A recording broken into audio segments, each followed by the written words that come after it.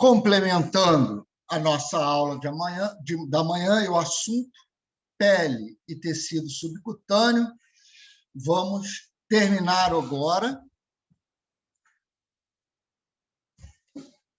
A intenção é a mesma coisa. Antes a gente falou de lesões traumáticas infecciosas, e agora nós vamos falar de patologias benignas e lesões malignas da pele e do subcutâneo. Vamos começar falando numa patologia que é muito comum, chamada cisto sebáceo. Antigamente, lembra que nós mostramos lá na aula, na primeira parte da nossa aula, que a gente tem um folículo sebáceo. A grande maioria dos folículos sebáceos drenam direto para um folículo piloso. Alguns, eventuais, podem drenar direto para a pele. Eventualmente, eles podem obstruir e esse canalículo distender, e o centro dele fica com um material esbranquiçado, rico em queratina, com odor forte. E, até pouco tempo, todos eles eram chamados de cisto sebáceo.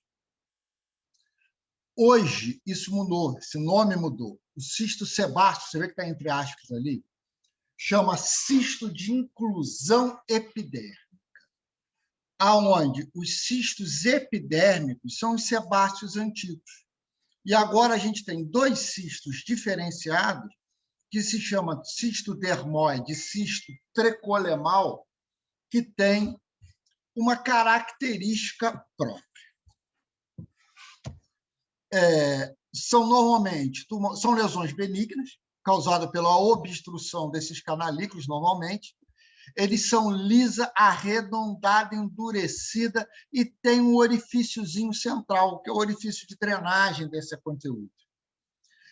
Eventualmente, eles podem obstruir, distender e fazer infecção secundária. Então, está aqui, ó, o tistim, bem definido, bem delimitado, ó, cisto epidérmico, que é o cisto sebáceo. A depressão central, quando você aperta, sai uma secreção espessa, esbranquiçada, lembra a pasta de dente, tá? Esbranquiçada, com odor muito forte. Já os cistos dermoides, normalmente são congênitos. Eles são um aprisionamento desse epitélio cisto, na linha média fetal. Normalmente, ele aparece no terço externo da sobrancelha. É a localização mais comum. Os cistos tricolemais, que é o segundo mais comum, o primeiro é o cisto sebáceo ou epidérmico, ele aparece no couro cabeludo, principalmente de mulher. Tá? Então, ele aparece no couro cabeludo, sendo disparado mais comum no sexo feminino. E o tratamento de todos ele é cirúrgico. Ele não apresenta degeneração maligna, isso nunca vai acontecer. Ele é uma doença benigna. Complicação deles, infecção secundária. Você fica com aquela secreção acumulada, cai uma bactéria ali, normalmente staph, e começa a proliferar naquilo ali e forma um abscesso. O tratamento é cirúrgico, você vai ressecá-lo sob anestesia local. Você tem que tirar parte que está o orifíciozinho de drenagem e toda a cápsula dele, senão a taxa de recidiva é muito elevada. Quando ele apresenta infecção secundária, você não retira o cisto todo, você trata a complicação. Então, você faz uma incisão, drena a coleção purulenta. Quando entrar em remissão a infecção, você programa a cirurgia, ou depois eletiva, que é uma cirurgia ambulatorial, de ressecção do cisto. Por que eu não tiro esse cisto infectado de uma vez? Pelo mesmo motivo que a gente conversou lá de manhã. Se eu começar a manipular isso, eu vou acabar espalhando essa infecção, essas bactérias vão se impregnando mais no tecido e eu posso aumentar a taxa de infecção. Além do que, a ressecção com o processo inflamatório, desculpa aqui, a ressecção com um processo inflamatório torna-se mais difícil. Então, a taxa de recidiva é maior pela retirada incompleta desse cisto. Agora vamos falar de algumas lesões. Professor. Oi. Esses cistos em criança, pode retirar também com a cirurgia ou tem alguma contraindicação? Não, nenhuma. O tratamento raramente só comete bebezinho. Normalmente, bebê que aparece com esses cistos são cistos congênitos, tá? São cistos de tireoglosso, por exemplo, que acontece na linha média, tá? Os cistos laterais do pescoço, que são resquícios ainda das brancas, resquícios branquiais da criança. Então, esses são congênitos. Normalmente, você espera a criança crescer um pouquinho. Nunca vi cisto sebáceo em criança, porque aquilo ali ainda está em formação, então o líquido não é tão espesso assim. Então, raramente forma. Mas, se tiver, não há contraindicação de retirada da criança, não. O problema é a dose do anestésico. Você tem que diluir bastante aquele anestésico, porque o anestésico é por quilo. Então, você pode chegar na dose tóxica do bebezinho. Mas não há muita indicação de retirar em bebê. Normalmente, quando é bebezinho, você espera ele crescer um pouquinho. Não há necessidade, a não ser que ele comece a fazer infecção secundária.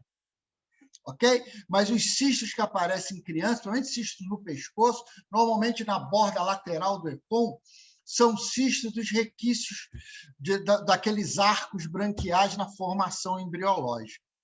Ok? Entendi, obrigada. Oi?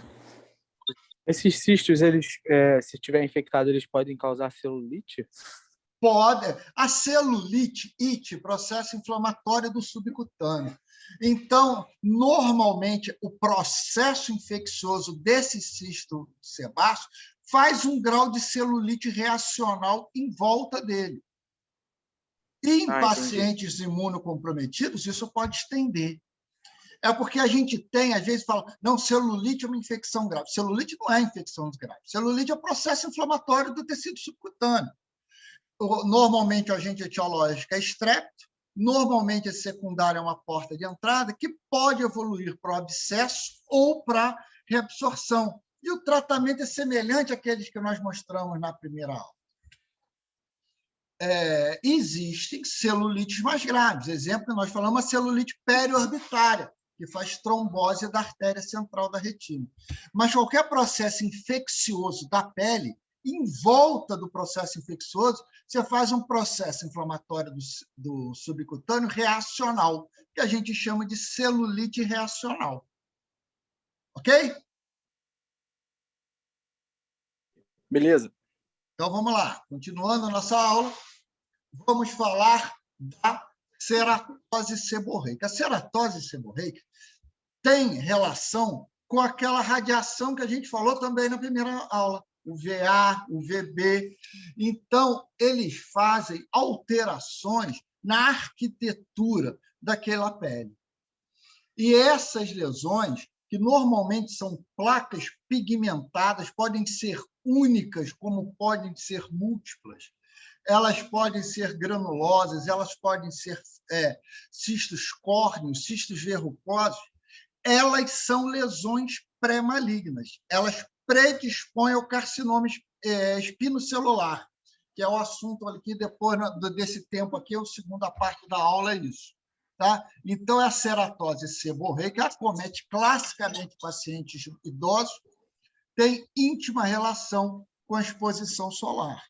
O tratamento é cirúrgico, a ressecção da lesão. Mas, às vezes, o paciente tem tantos disso, o corpo dele todo com isso, que você acaba tirando os maiores e o restante você vai acompanhando. Quando muda a coloração, aparece uma ulceração, você acaba optando pela ressecção cirúrgica. Então, o tratamento é cirúrgico. As lesões menores, você pode... lembra lá quando nós falamos lá das afecções virais? É a mesma coisa. Você pode cauterizar com podofilina, eletrocoagulação cirúrgica, criocirurgia, mas o tratamento é ressecção. Normalmente, a gente acaba optando por ressecção cirúrgica e sutura simples para fazer o exame anato-histopatológico, que é importante por causa da diferenciação com os tumores malignos. Mas as lesões muito pequenas, a gente acaba só cauterizando. Agora nós vamos falar do famoso nevo. Antes de mais, o nevo, normalmente os nevos melanocísticos, ele tem uma classificação própria, como juncionais, compostos e dérmicos. Isso vai de acordo com a localização dele entre a epiderme e a derme. Então, os juncionais, eles são mais superficiais, os nevos compostos, eles são um pouquinho mais profundos, e os dérmicos, normalmente, ele pega a derme também. Os nevos, eles podem ser verrucosos, eles podem ser planos, mas normalmente eles são semelhantes até macroscopicamente, muitas vezes, à ceratose seborreica. Com uma característica que a ceratose seborreica costuma ser mais espesso e discretamente mais elevado. O que a gente tem que guardar do nevo é que o nevo é uma lesão benigna. O nevo é uma lesão benigna. Okay? A diferenciação dele, a alteração dele, que é a lesão pré-maligna, que é a lesão precursora do melanoma. Mas nevo é uma lesão benigna, que o ideal é você ressecar, mas que pode ser, em caso de múltiplos nevos, você pode adotar conduta expectante. O grande problema é o nevo congênito, que a gente chama de nevo melanócito congênito. Normalmente, ele é escuro, ou enegrecido, ou um marrom de uma coloração mais escura. Podem ser pilosos. E o nevo maligno, o nevo melanócito congênito apresenta transformação maligna, principalmente os grandes nevos. Então, quanto maior a probabilidade de degeneração maligna. Tratamento normalmente cirúrgico. Aqui vocês estão vendo uma lesão na face. Ela rodou uma área doadores, que vocês estão vendo aqui em cima, é um expansor de pele. Você bota um balãozinho ali para esticar a pele para a área doadora ser maior. Então, ela doou, que essa foto última aqui está trocada, está invertida. Ela tirou a área da região frontal e rodou para essa área aqui. Aqui vocês veem, então, o aspecto final do nevo. Agora sim, chegamos no nevo displásico. O nevo displásico, que é a lesão pré-maligna. O nevo displásico você tem que retirar, porque ele é a condição da diferenciação para o melanoma. E você já sabe que o melanoma é um dos tumores mais malignos do corpo humano. Então, o nevo displásico, que é a lesão pré-maligna. Quando que eu suspeito de um nevo displásico? Quando ele tem uma mudança da sua arquitetura. Primeiro, alteração da coloração, da pigmentação. Então, ele é escurecido, ele passa a ser azulado, perda dos seus contornos. O contorno que era regular passa a ser assimétrico e a borda fica pouco distinta. Então, você vê aqui, ela tinha um nevo acastanhado, e eu tenho áreas, olha só, de mudança de coloração. Além do que, olha a borda aqui, como é que está bem nítida, e a borda aqui, como é que ela começa a apagar. Então, isso é um nevo displásico. Normalmente, ele apresenta um aumento, esse aumento maior do que 5 centímetros, mas a alteração da coloração e a perda da nitidez das bordas é condição alarmante do nevo displásico. Nevo displásico, o tratamento é cirúrgico, ressecção. Outras lesões benignas, uma delas congênita, é o hemangioma. Hemangioma é um tumor, é uma neoplasia vascular, que pode ser arterial ou venosa. Então, é uma neoplasia vascular benigna. Tá? que normalmente o bebezinho nasce com ele, nasce com aquela mancha vermelhinha. Normalmente não precisa fazer nada, que eles apresentam involução espontânea, em 90% das vezes. O problema é quando você tem hemangiomas muito grandes, um fluxo sanguíneo muito grande. Isso pode levar a uma sobrecarga cardíaca e fazer insuficiência cardíaca, por aumento do fluxo no coração. O coração acaba não aguentando bombear e entra em fadiga.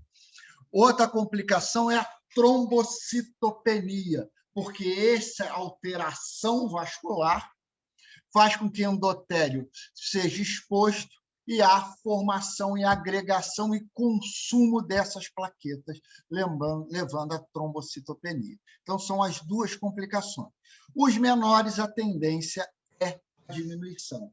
Então, aqui ó, você vê o hemangioma na pálpebra inferior, um hemangioma glabelar e aqui um de face.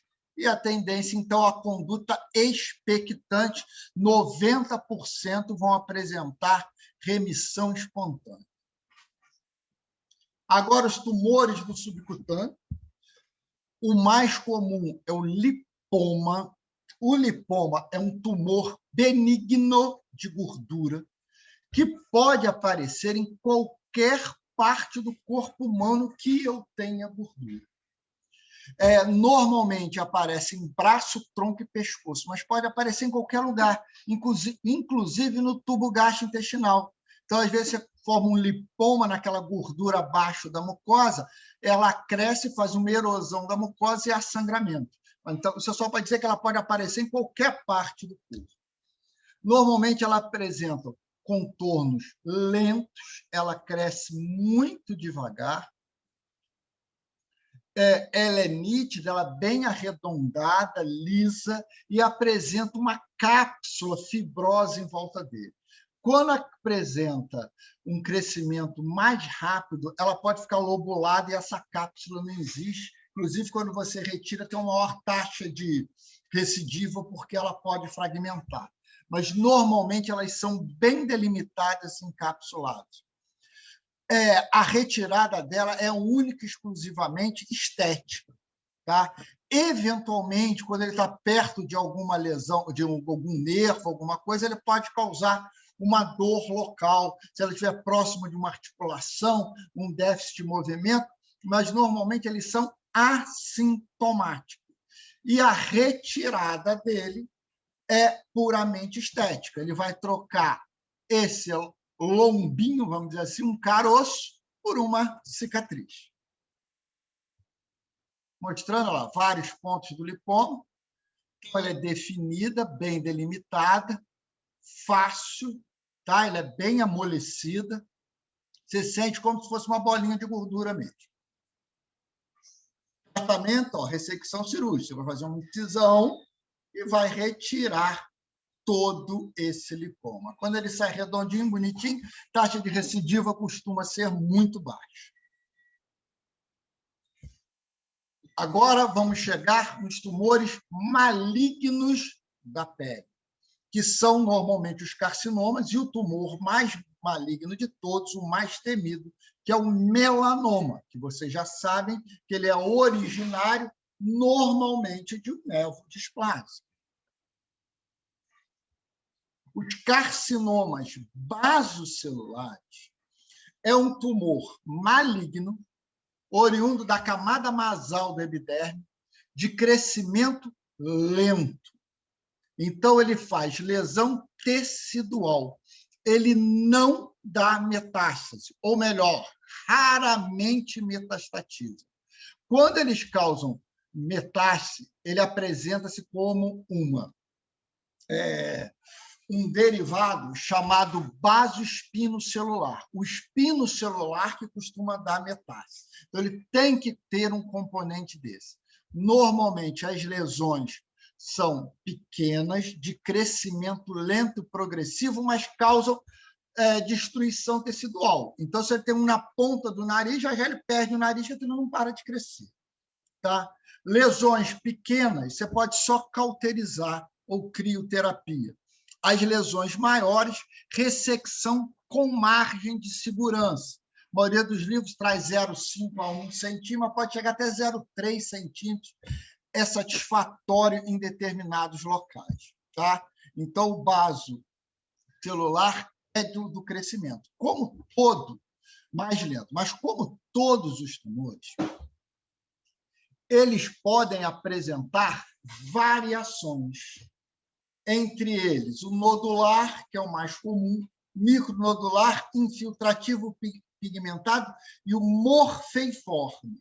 Para quem não lembra, morfeiforme vem de morfeia. Morfeia é medusa. Então, ele tem uma parte parecida aqui com as cobrinhas saindo da cabeça da medusa. Então, olha só, o carcinoma nodular, um nódulo cístico, que ele começa a aparecer bem delimitado, que pode evoluir para uma ulceração. Ele não cicatriza, ele vem apresentando um crescimento lento e progressivo e vai fazendo destruição. O nódulo pigmentado, que faz diagnóstico diferencial com o nevo, tá? A diferença é que normalmente os nevos são planos e os carcinomas basocelulares pigmentados, ele apresenta um grau de elevação. E aqui, ó, o morfeiforme. O morfeiforme é que apresenta o comportamento mais agressivo, evoluindo com lesão tecidual importante. A morfeia, quer dizer, a cobrinha aqui, ó, que vocês veem aqui, ó, é porque ele é agressivo com formação de teleangiectasias, ou seja, com neoformação vascular. Então, ele é o mais agressivo. E agora o carcinoma espinocelular. O carcinoma espinocelular, ele é bem mais agressivo que o basocelular. Não é comum, mas também pode fazer metástase e ser invasivo. Normalmente, metástase para a cadeia linfonodal. É o mais comum. Tá? Existem variações que chama Queirá, que é um específico do pênis, tá? É o carcinoma epidermoide do pênis. O tratamento é amputação, na maioria dos casos, e dá metástase para os linfonodos da virilha. Existe um tumor chamado tumor de Bowen, que um dos locais mais comuns é na região perianal, e ele é muito semelhante a uma assadura. E faz um diagnóstico diferencial com um paciente idoso que tem aquelas assaduras e aquilo não melhora. Às vezes o paciente é idoso, está camado, usa fralda, ele é bem tratado, mas ele tem uma assadura que o paciente chama, que a família chama, que não melhora nunca. Então, essas são indicações de biópsia. Tratamento, ressecção cirúrgica com margem de segurança de 0,5 a 1 centímetro, como tumor basocelular. Mostrando aqui os espinos celulares, ele evolui mais rapidamente para a ulceração. Lembra que o basocelular, o mais comum é o nodular e o pigmentado. Olha só. Então, ele evolui até com uma área elevada, mas rapidamente evolui com ulceração. E pode metastatizar. Também tem relação com radiação solar. Existe uma variação do espino celular chamado úlcera de Marjolin, aqui o nome dele aqui. A úlcera de Marjolin é um carcinoma espinocelular que aparece sobre lesões crônicas. Exemplo, queimadura. Exemplo, osteomielite, que tem aquele orifício de drenagem para a pele. Lesão de asa de borboleta do lúpus eritematoso sistêmico. Então, lesões crônicas, cicatriciais crônicas ou inflamatórias crônicas podem evoluir para o carcinoma espinocelular. E tem um epônimo chamado úlcera de Marjolin. Chegamos no melanoma maligno. Melanoma maligno é uma redundância. Tá? Melanoma é uma lesão maligna.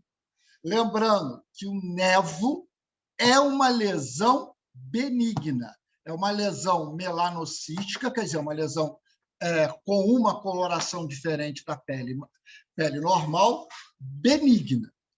O nevo displásico são aqueles que crescem maiores que 5 milímetros, que têm alteração da coloração, que têm perda da nitidez das bordas. Esses, sim, são as lesões pré-malignas, são os precursores do maligno. Nevo, o ideal é retirar todo. Mas aquilo que nós falamos, tem paciente que tem nevo no corpo todo, né? Todas aquelas manchinhas. Então, você tem que estar bem orientado. Qualquer nevo com mudança da sua arquitetura, ou seja, transformou-se em nevo displásico, tem que ser retirado. Então, o melanoma é uma transformação, como existe um padrão familiar. Eles podem ser originários normalmente da pele, podem ter outras origens, inclusive o sistema nervoso central.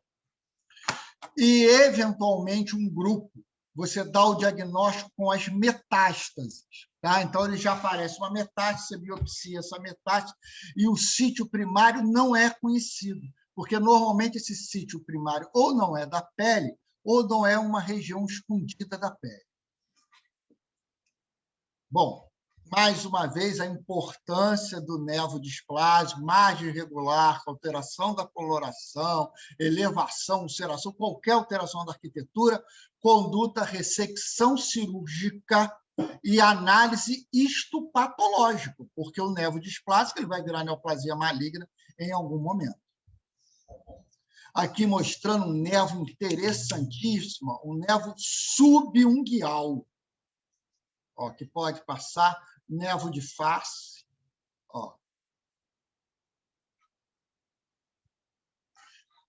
E existem algumas classificações, isso é importante, que a gente vai chamar níveis de Clark ou índice de Breslow. O que é isso? O que eles mostram? Eles mostram que quanto maior a profundidade da lesão na pele, pior o prognóstico. Então, vocês estão vendo a pele aqui, a derme aqui embaixo, tá? A camada basal da derme. Então, aqui a gente está vendo, região intradérmica, invasão da derme papilar, invasão total da derme, invasão da derme profunda, invasão da hipoderme. Então, Clark observou isso. Ele falou que, e ele chama níveis 1, 2, 3, 4 e 5. E Breslow dividiu isso numa sobrevida em 10 anos. Sobrevida em 10 anos. Quando a profundidade é menor que 1 milímetro da pele, prognóstico é bom. 96% vivem 10 anos. À medida que ele vai aproximando, maior que 4 milímetros, mortalidade em 10 anos superior a 50%. Então, isso é para a gente guardar aqui. Quanto mais profunda a lesão, maior é a agressividade, maior a chance de metástase e menor a sobrevida do nosso paciente. Por isso que a observação clínica do nevo é importantíssima. Nevo displásico é igual a ressecção cirúrgica com a máxima brevidade. Então, aqui, essa imagem é do nosso livro, mostrando aqui a lesão pigmentada com o diagnóstico de melanoma. A lesão Clark 1, ou seja, menor do que 1 milímetro, que a prognóstico é ótima, sobrevida boa, ressecção local com margem de 1 centímetro. À medida que ela aprofunda, você vai retirar mais profundamente e vai ampliar a margem. Finalmente, a lesão com linfadenopatia, ou seja, com metástase linfonodal suspeita, margem de segurança em torno de 3 centímetros e linfadenectomia. Você tem que ir atrás da cadeia linfática. Então, aquela senhora que tinha na face, ela vai drenar para o sistema através do cega ou trajeta da facial. Então, ela vai se localizar na região retroauricular e retrecon e pré-con. Então, você tem que fazer a linfadenectomia e o esvaziamento de toda a região cervical lateral. Então, a retirada é importante, inclusive a fáscia profunda e, principalmente, linfadenectomia. A linfadenectomia faz parte. Se eu tirar o tumor primário e deixar um linfonodo, e esse linfonodo está acometido com tumor maligno, esse linfonodo vai ser fonte de mandar metástase para o resto do corpo. Existem outros variantes menos comuns. O primeiro é o carcinoma de Merkel, que é um tumor maligno, agressivo, de origem neuroendócrina. É um tumor bastante raro e de difícil diagnóstico, normalmente passa desapercebido. O sarcoma de Kaposi, que é um tumor raro, ele é mais achado na síndrome da imunodeficiência adquirida, é um tumor agressivo, pode dar metástase, causa destruição tecidual. A doença de Paget extramamária, vocês vão ter isso quando vocês verem a aula de ginecologia, disparado. A doença de Paget é uma doença eczematóide, ou seja, parece um eczema, comete normalmente região periaureolar, quer dizer, a mulher fala que em volta da mamila ela tem um eczema, uma lesão parecida com uma queimadura crônica, isso é um tumor que já está aparecendo lá na pele, e pode aparecer em outros locais, inclusive em região perianal também, igual nós falamos no anterior. E uma das lesões mais temidas, que é o sarcoma. Por que o sarcoma é uma lesão temida? O sarcoma é um tumor de crescimento rápido, agressivo, não responde bem à quimioterapia e nem à radioterapia. Então, normalmente essas lesões, elas são de tratamento cirúrgico agressivo. Um deles, lipossarcoma. Lipossarcoma, lembra que nós falamos ali atrás do lipoma, tumor benigno redondinho. Quando que eu suspeito do lipossarcoma? São grandes lipomas, então, normalmente, lipomas ali maior do que 5 centímetros, endurecidos a pétreos.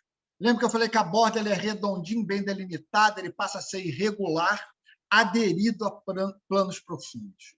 Tem outros, como de origem vascular, já falamos do angioma, temos o angiosarcoma, e o dermatofibrosarcoma, que é um tumor mais superficial da pele. Todos eles com prognóstico reservado. Dependendo da localização, a opção mais viável é a amputação do membro. Então, o paciente tem ali um hemangiosarcoma de membro superior, o tratamento é desarticulação a nível do ombro. Então, são tumores altamente agressivos. Professor, Oi. Acho que é uma pergunta geral. Em todos esses casos, a gente faz biópsia primeiro, antes da cirurgia? Ou existem casos que a gente já vai Existem logo... dois tipos de biópsia.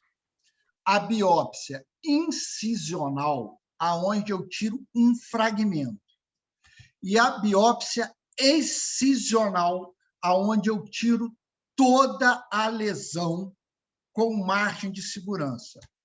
O ideal de todos, biópsia excisional, você já acaba optando pela ressecção total da lesão. Quando a lesão é muito grande, você pode até optar por uma biópsia incisional, mas normalmente a gente acaba optando por uma coisa chamada biópsia de congelação. O que é isso? Eu tiro um fragmento não muito grande, eu tiro ele todo com uma margem de segurança, e o patologia faz um exame histopatológico na hora, ele congela a peça e olha, só para me dizer se aquilo é maligno ou benigno. Se for maligno, eu já faço uma ressecção maior. Isso é mais feito nos sarcomas. Entendeu? Imagina, eu acho que você tem um sarcoma na mão, eu vou desarticular seu braço. Aí vem a histopatológica. Não, não era sarcoma, não, eu me enganei, a lesão era benigna e você perdeu o braço. Então, o angiosarcoma, a gente acaba optando pela biópsia incisional primeiro, para depois fazer o tratamento num espaço curto de tempo. Mas os melanomas, principalmente, normalmente são ressecções em ambiente cirúrgico com margem de segurança. Ok? Então, normalmente, a gente resseca a lesão toda já com margem de segurança. Tá bom, obrigada. Nada. E para terminar, essa nossa aula é um pouquinho mais rápida de manhã. O futuro. O que o futuro leva agora para a gente em cirurgia de pele? Então, algumas coisas nem não que está no nosso livro, ele tem esse tema. Assim, algumas coisas não são muito novas, como os expansores de pele, os enxertos autólogos, mas a gente vai falar de alguns materiais sintéticos. Então, aqui, aquilo que eu falei, eu preciso de uma área doadora. Então, eu uso esses balões. Ó. Então, ele colocou um balão aqui no couro, tem uma lesão no couro cabeludo aqui, que eu tenho que ser retirado, mas quando eu tirar, vai ficar um buraco, não tem como cobrir. Somente que a pele do subcutâneo, é difícil você rodar aquele retalho. Então, o que ele faz? Ele coloca isso aqui, um expansor na área doadora. Olha só, aqui ele mostrou aqui o catéterzinho e põe esse balão no subcutâneo. E eu vou insuflando esse balão. Ele faz uma injeçãozinha no balão e vou jogando líquido. E ele vai expandindo a pele. E a pele tem uma elasticidade grande, que você já sabe. Então, a pele lentamente vai expandindo, aumentando a área doadora. Isso chama-se expansores de pele. Normalmente, a gente usa quando roda o retalho. Você roda o retalho. Enxerto de pele é o quê? Eu tiro a pele de um lado e coloco no outro.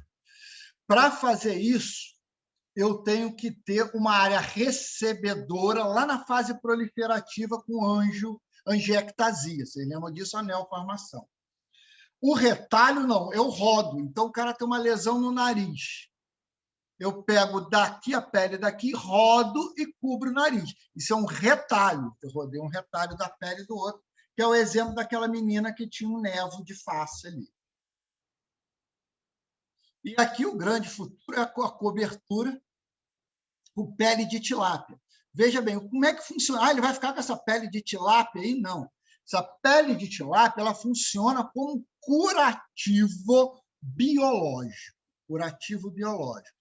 Então, o paciente tem uma queimadura extensa, você coloca aquele derivado ali proteico, ele vai tamponar, ele atua com um certo grau de absorção, então ele não deixa aquela ferida ficar úmida, ela consegue se espalhar bem e ela tem excelente resultado no aspecto final estético.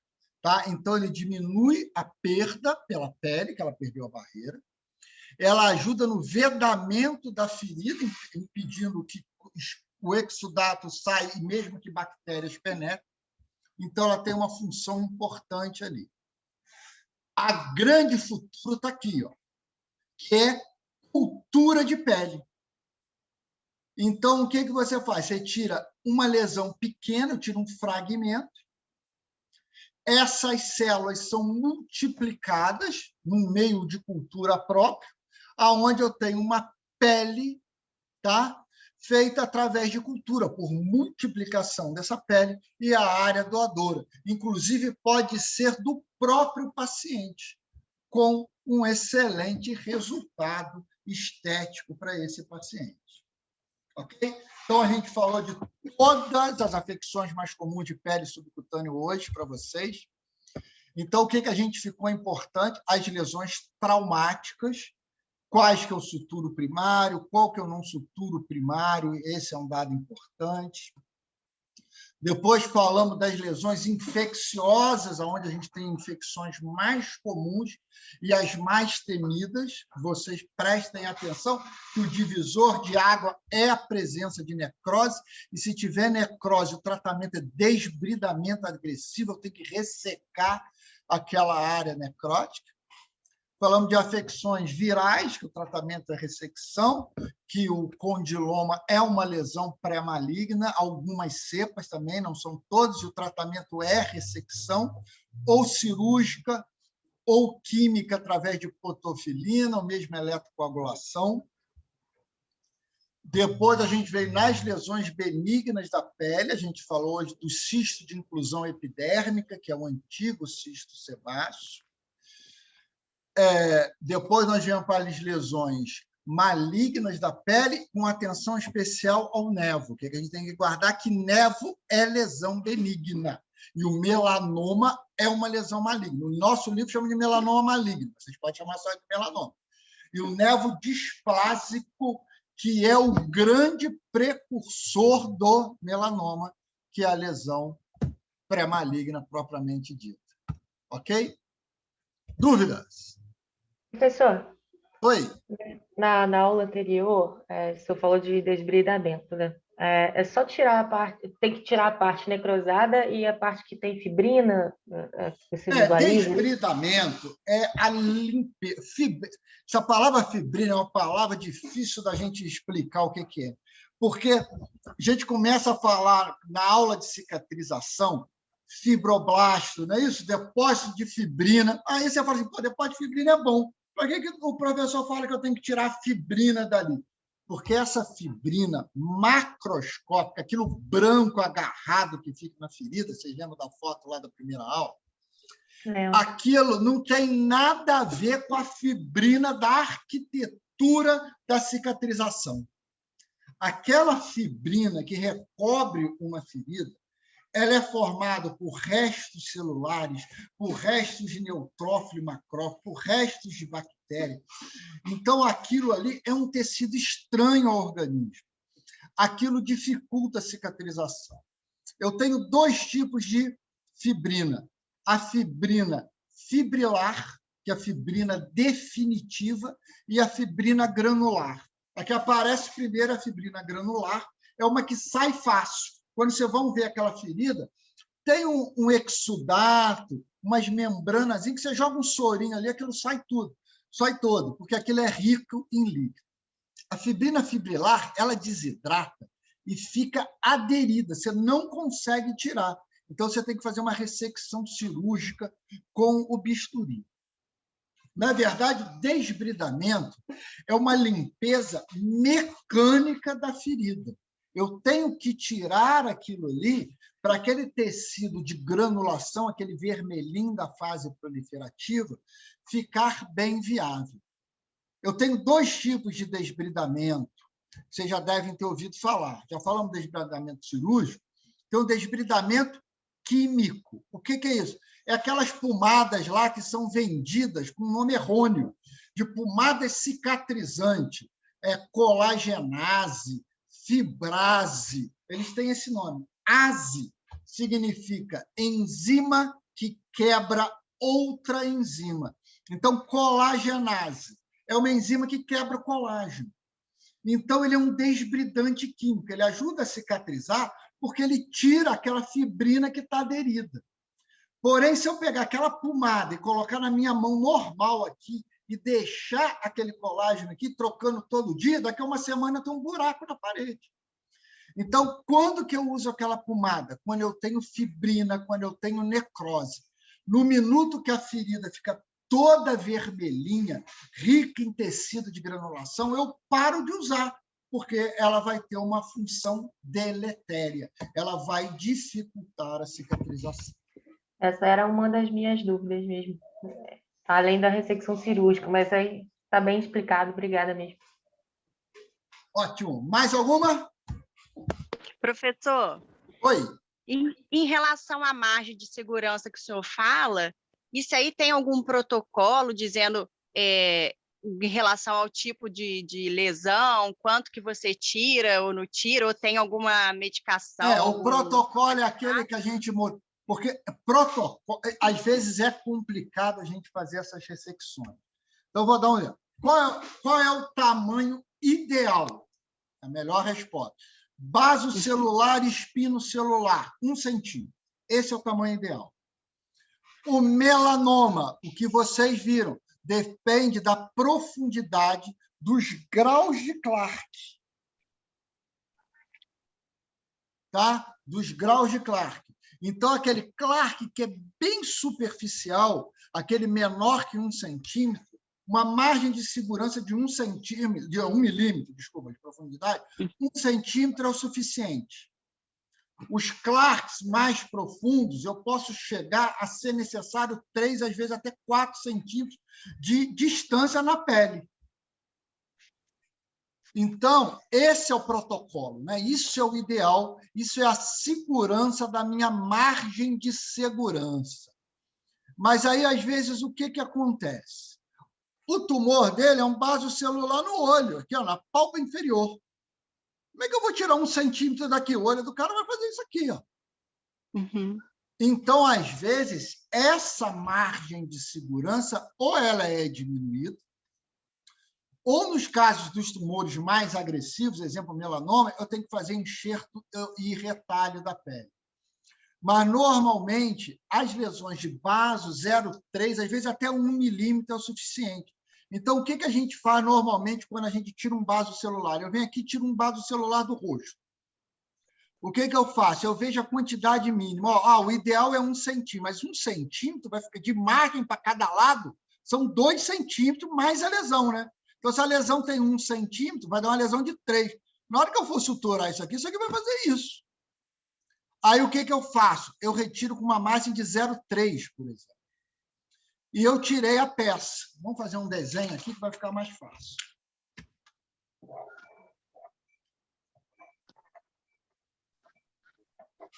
Ó, a lesão está aqui escura. Tá vendo? E eu tirei a pele com essa margem aqui. Aí eu vou mandar isso para a patologia. Aí eu escrevo assim. Eu pego um fio cirúrgico e dou um ponto. Corte igual.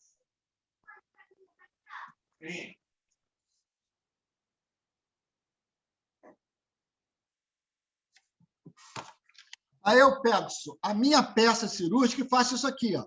Dou um ponto e corto aqui. Vou mandar isso aqui para o patologista. Eu falo assim, ó, a borda com os 2 fios do mesmo tamanho é a borda superior. A borda com 1 fio só é a borda direita. A borda com 1 fio grande e 1 fio pequenininho é a borda esquerda. E a parte sem borda, sem fio, é a borda inferior. E mando para o patologista.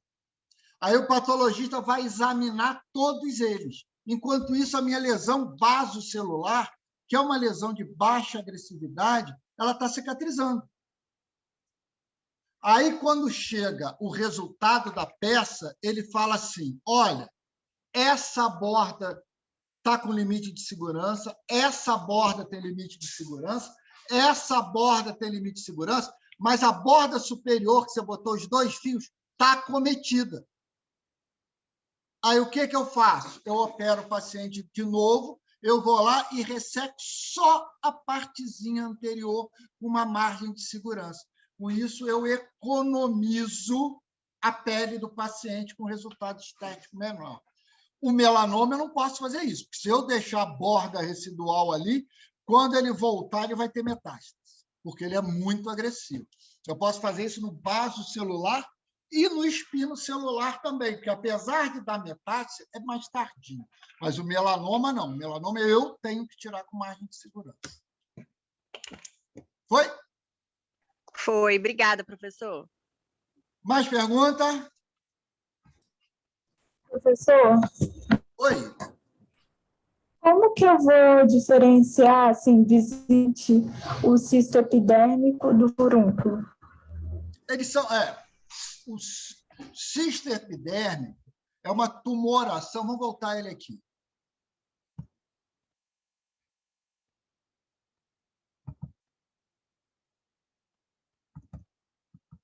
Ele é bem diferente, tá vendo? O furúnculo é um processo inflamatório infeccioso. Isso aqui vai estar vermelho, com sinal flogístico, dor, calor, rubor e tumor. Então, isso aqui é lisinho, fibroelástico e bonitinho. Aí, se ele infectar, isso fica igual um furúnculo? Fica. Aí, como é que eu diferencio? Não diferencio. O tratamento é o mesmo. O que eu posso tentar mudar é na clínica. Ele falou, eu tinha esse carocinho, que às vezes saía um líquido branquinho, espesso, que parecia com uma pasta de dente, agora ficou vermelho, inchado.